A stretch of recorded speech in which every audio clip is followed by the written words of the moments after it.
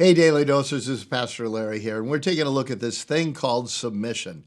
And we're looking at various aspects of it. And today I want to look at an aspect of it that's not very popular in either our culture at large or, frankly, within the Christian community. But the Lord is quite clear about the submission that we're supposed to have. And it reminds me of in the book of Proverbs, there's chapter 3, verses 5 and 6. There's a verse that we quote to you often, and that is, lean not on your own understanding, the way the culture is, the way you think life works, the way you see it inside. But lean not on your own understanding, but in all your ways acknowledge God. Do things His way. And what does He promise to do? He'll make our path straight. And yet we'll end up on a detour every single time we think, well, yeah, but in this case, I know better than God. So what is this thing that He keeps telling us to do that culturally and internally, so many of us think, that can't apply here and now. It can't apply to me. But it does. Well, it's found in Romans chapter 13. It's found in 1 Peter. It's found in the life of Daniel. It's found in lots of places in Scripture. But the one I'm looking at is here in Romans 13. Listen to these words written to us as Jesus followers. Let everyone be subject to the governing authorities, for there is no authority except that which God has established. The authorities that exist have been established by God, and consequently, whoever rebels against the authority is rebelling against what God has instituted, and those who do so will bring judgment on themselves. Wow.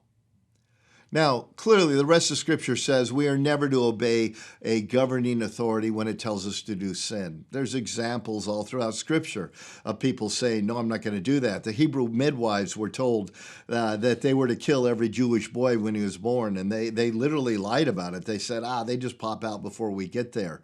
Rahab told the leaders of the city that the Jewish spies had gone that way when they'd actually gone this way.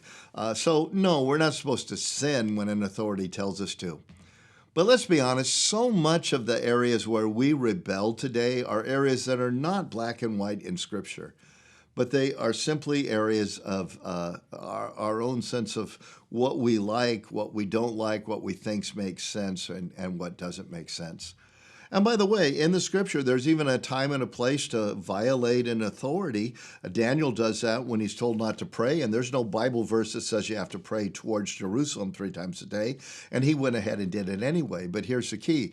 If we're not going to obey, then we need to willingly accept the consequences. But today, we think we should just follow whatever it is we want to do. We think godless authorities are not worthy of honor. And when we have consequences of it, we go, God, why did this happen? Here's the thing. God put those that are over us in authority. And unless it's a sin issue, we are called to either obey them or, if we disobey them, willingly accept whatever consequences there are, and in all times and places to show honor.